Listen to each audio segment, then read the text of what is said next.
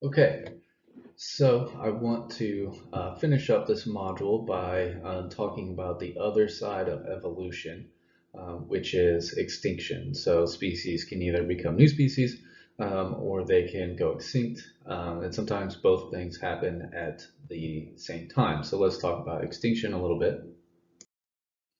And I just want to come back to this idea really quickly that I mentioned in the beginning is that species are ephemeral. Most species go extinct. Most species that have the vast majority of species that have ever existed have all gone extinct. And so, we're only seeing, the species that exist now are a small fraction of the ones that have existed throughout past. And so most species always end up going extinct pretty much. The time to extinction increases non-linearly as a function of population size, but it's also influenced by the births to deaths ratio. So the time to extinction, basically you can think of that as how much time does this species have left until it goes extinct. So here on our y-axis and our x-axis is the basically the population size, is equilibrial population size. But think of that as a population size in thousands. And so, as the population size increases, you get this increase. You tend to see an increase in the time to extinction, which means there's more individuals, so there's more time before that species goes extinct. But it doesn't. These lines don't go up at the same rate, right? It changes depending on what this ratio is. And here, so we're seeing a birth rate of one to the death rate. It doesn't even tell us, it just says you get the birth rate of one and you can figure out what the death rate is there. But the main point is that it changes. And so here, and if you have a birthing rate of 10, basically we're saying, these are sort of arbitrary numbers, but the rate of increase is different depending on what this ratio is. So it's a function of population size, but it's also influenced by the births to deaths ratio. But there's also some other things that influence this. So the extinction and recolonization of local populations of the American pika exhibited patterns associated with habitat size and isolation and births to deaths ratio. So what they were looking at here was local population. It's going locally extinct. It's kind of hard to study extinction because most of those like full-on extinction, because usually for one, we're trying to prevent that. But two, that takes place over a really long evolutionary time period, and so it's just hard to make those observations. But what we can do is observe local populations of a species and say, okay, it went extinct here. What were some of the dynamics at play there? And then we can sort of scale those up and say those same forces and patterns probably apply to the species in general, just looking at these populations. But they were able to, in this study, they looked at all of these populations and looked at ones that had been extinct and then recolonized, which I think are the purple, and then were currently colonized and then gone extinct, which I think were in red.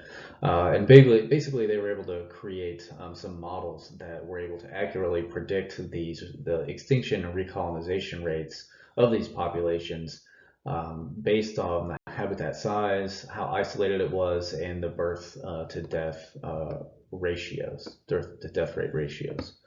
So pretty interesting. Another really well documented example of a few species going extinct was when they constructed the Panama Canal. So many bird species have gone extinct in following that construction of the Panama Canal, and then when they dammed the Chagres River. So basically, they flooded this area in the construction of this, and this was all pretty much lowland, so kind of a hilly area. And this was this island here, Barrow, Colorado Island, was a sort of an upland area. Like there was a high elevation area compared to this inter area, which was more lowland, so it was kind of hills and stuff. And they flooded this lowland area, so this all became flooded, and it dramatically changed the landscape. And even though they basically created an island here that didn't exist before, and just dramatically changed the landscape, which had lots of cascading effects on the environment. and caused a lot of bird species to go extinct. And there were some biological stations here that were able to make some observations of this over time, which um, you don't want species to go extinct, but if species are going to go extinct, then it's an interesting opportunity to be able to study those things when they do happen, so that we can understand the consequences of doing these kinds of things. There's also, there's been a number of mass extinction events that are pretty obvious in the fossil record throughout Earth's history. So after the end of the Permian, there was a large one where 96% of all marine species went extinct. That's a huge number. Almost all of the marine species went extinct. So you had these really diverse continental shelf areas that supported tons of different life, lots of biodiversity, and then when we look in the fossil record, they see a um, very rapid mass extinction event. So that kind of brings us to this other side that I want to talk about. So we sort of introduced the forms of evolution in things on a micro scale. And when I say micro, we're kind of dealing with well, actually, let me just go forward here. So we were talking about microevolution when we were talking about mutation and genetic drift and natural selection and gene flow. Those are all things that happen pretty much operate on individual organisms. So, individuals have mutations and individuals reproduce and survive at different rates and move around at different rates. So those are all things that happen at the individual level rather than at the species level or some other level. It's individuals doing those things. So that's microevolution. Macroevolution is if we want to take that up a step and look at some things at the species level or any of these other levels. If we're looking beyond the individual level, then we're dealing with macro evolution. And something that might make this more clear, like what does that really mean? We can have selection of traits that occur at the species level rather than at the individual level. So species level traits are things like geographic range size. Like you can't there's no individual that has a range size. The range size is at the species level, and there's dispersal ability of a species and things like this. So geographic range size and dispersal ability are two things that have been selected for in the fossil record. So we could look at, let's say we have a series of islands here, and you have three different species 1, 2, and then species 3. Species 2 has a better dispersal ability than any of the other than 1 or the species 3 or 1, but it tends to occur in lower numbers. And so what's going on here, species 1 might have a larger population size, but the overall geographic range and dispersibility is going to be higher in species 2 compared to 1 or 3. And so if volcanoes happen to go off here and wipe out, species 1 and 3, species 2 is going to survive because of its greater dispersal ability and its greater range size. Even though on any given island it might have a smaller geographic range and smaller population, its overall geographic range is going to be larger than these. So that's something that's occurring at the species level that might be selected for, even though it's not necessarily operating at an individual level. So it's a different way of thinking about things, and there's some controversy over, to what extent this actually occurs, but there is some evidence for it. And one last thing is that, mass extinction events usually coincide with mass speciation events. So one great example of this is the famous extinction of the dinosaurs, where large reptiles and anything over a certain size pretty much got wiped out by the asteroid and the climatological changes that occurred as a result of that. Lots of species went extinct, and you're sort of seeing these different sizes sort of represent sort of the relative biodiversity and species richness of these groups.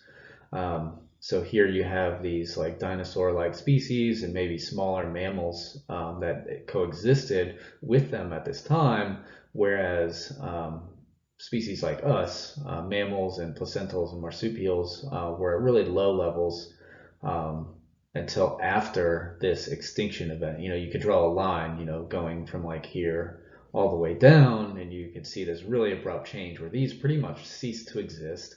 Even some of these things cease to exist.